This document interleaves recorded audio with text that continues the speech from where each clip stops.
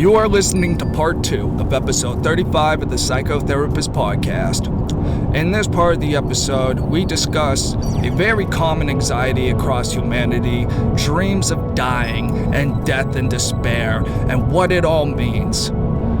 I share with you guys some of the most horrifying nightmares I've ever experienced in my life. Good times. I really don't do this often. I think this may be the first and only time, but if you happen to be watching along on YouTube or Rumble, please just be warned there is some, let's just say, ugly imagery, disturbing artistry, nightmare-inducing stuff. So if you're watching along, just know what you're going into. And we wrap up this part discussing fatality rates among celebrities, and on a humble note, I gotta say, rest in peace to Paulie Walnuts. Rest in peace, Paulie. I don't know the actor's name, but you know who I'm talking about. Peace. So the key issue is focus. Yep. Okay. That's all it needs to be said about that. Or do you want to move on? What do you want to move on to next? I think that the rest of the stuff I have are just tidbits, okay? And that basically they're either taken from the current news or from clinical articles that I've read. Okay, it's my footnote to that creativity. The person who wrote the article finished by saying that when the mind calms down, creativity flows. So I like that. That's a good thing to keep in mind. Now, a couple things. One is what do you think the chief anxiety, people's anxiety is, the number one anxiety, shared anxiety among the general population? Public speaking. Yep. Technically, yes. But also the dream of dying is in the top 3. Well, it's like that. My mind went straight to that Seinfeld joke, where public speaking's number 1, death is number 2. So most people would rather get in the coffin than give the eulogy. Yeah, I love that. I cannot believe all the times I've seen Seinfeld episodes that I don't remember that one. Yeah, it was pretty good. But it's true. A lot of people would rather die than have to give a speech. That's just silly. This was more about dreams, an article on, which is something, maybe we could take that up as a topic some week and just focus on that. But a lot of people, I should say that, the number 1 negative dream that they have is dreams of dying.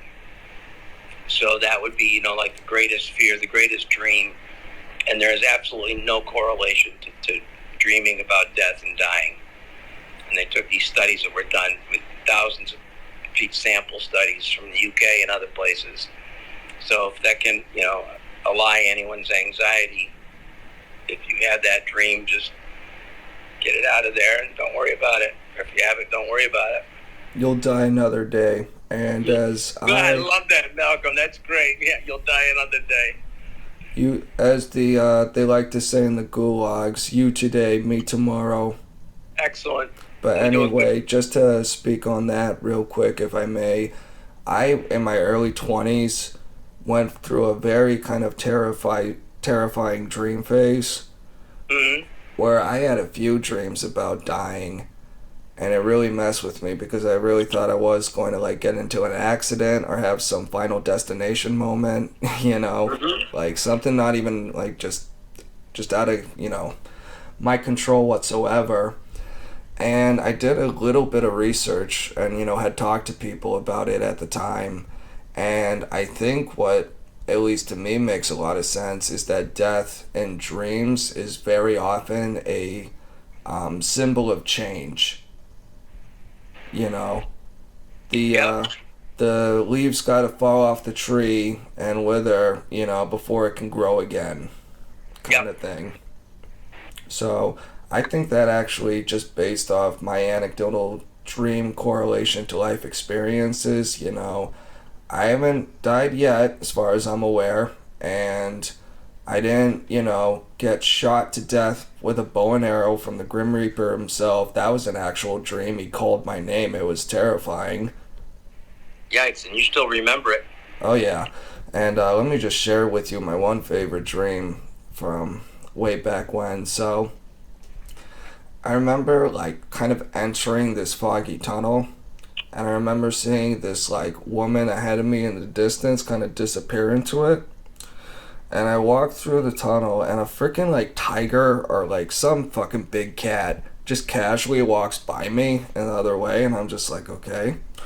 And then as I kind of go through, it kind of turns into a labyrinth, and I'm going every which way. And as I'm going through it, it gets, like, less industrial and cave-like and more like the walls become like flesh and alive and like pulsing and gross and creepy and really fucked up shit. And then I got to some point where I think I caught up with the woman, and she had like a meat cleaver or something, and she was hacking at these walls screaming and blood spraying fucking everywhere and shit. And then I look down, and there's a chasm open. The ground is literally opening up beneath me, and these giant worm fucking tentacle things just shoot out, and they start wrapping all around me. And as they're coiling around my neck, I wake up with my hands literally like around my neck, trying to fucking fight them off. Freaked the living shit out of me. I'll bet. Like, just woke up, heart like. And was your hand actually touching flesh, touching your neck? Yeah, it was on my neck. Both my hands were on my neck as if someone was strangling me. That's pretty incredible. Quite vivid. Yeah. And the fact that you were connecting with your body, physically too. I mean, that doesn't often happen. No, it didn't happen to me that way, on that level, often at all. So that was a lot of fun. That's an interesting one. Good times. Good times, yeah. Yeah, save that for the right party, right? Yeah. Oh, God, yeah. I think I've only told, at least recently, one or two people that dream. They're like, yeah, that's pretty terrifying. Yeah, not that it would come up that much, No. In general conversation. Yeah, nice weather we're having. Let me tell you about my hellscape that is my mind when I go to sleep. Yep. Because I see things when I sleep at night that you will never... No. Yep. Never imagine. But you bring up two things there. One is that, often people have dreams just as they're falling asleep or just before they wake up. Right. Because of the level of sleep that they're in. And you also reminded me to say rest in peace, Paulie Walnuts. Because Paulie Walnuts was the character from The Sopranos who always had this fear of cats. And whenever he was around cats, he felt the cats were reading his mind, and they were always bringing death, sort of closer to him. So, hey, what? Timing is interesting. Shit, dog. The black cat, superstition stuff had to have come from somewhere. Right, exactly. But, I mean, it's kind of weird. We're in that sort of era where there have been so many celebrities and stars that it feels like everyone's dying all the time.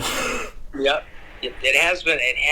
I'm questioning whether anyone is actually researching this, because it's been a real flurry, I think, since the pandemic, that so many people have died, people of notoriety, or by that I mean you recognize their names, and there's been a lot of it. There really has, I think, more than I've ever seen in a short period of time.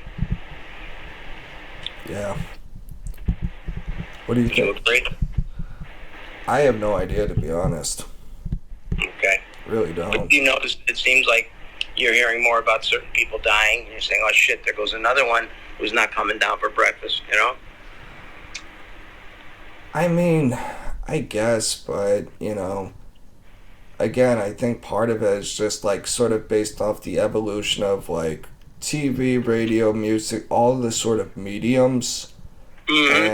and how many different like stars we have now from like the 80s, 90s, 20s, or the zeros, tens, and plus like internet stuff, plus sort of a aging, expanding population. Um, because this sort of like, to me, it has felt like this sort of, every celebrity is just dying, dropping like flies thing has been going on before the pandemic, like not long before it, but I don't know. It would be curious though to see what the celebrity mortality rates Yeah. have been lately. Who's been talking too much? Who's Yep. getting Epstein? Yep. I would be interested to know that too, because it just seems to me that it's been higher in a compressed period of time. Yeah. So aligned with two very quick things. One sort of a negative. Um, the new virus that's out. You're familiar with the fact that there's a new virus, a new coronavirus, a new what the hell do they call it? A new variant is out and running pretty hot in the Boston area. So we're about to see another panic period. But one interesting aspect of that is that one of the symptoms that people most commonly report went away after the first virus, and it seems to be making a comeback, and that's the total loss of smell. Mm-hmm. So that's just a little tidbit of information. And then on the lighter side of things, Richard Simmons finally came out of the closet. Good for him. What did he do? Came out of the closet. No, I know, but like, what? Who was he? He was that goofy fitness expert with the wiry hair that always wore the tight gym clothes. So he was it a glass closet situation? I don't know what kind of closet it was, but he was around for years. Everybody knew what he was. Mm. And Is the military launched a strike against your phone again? again, can you talk through it? Yeah, we can talk through it. I'm just making sure everything's okay. Yeah, we'll talk through it. Okay, Alright. because the other one was BS. Yeah. That's about all I have. Word. I'm gonna just pause the tape and then start anew.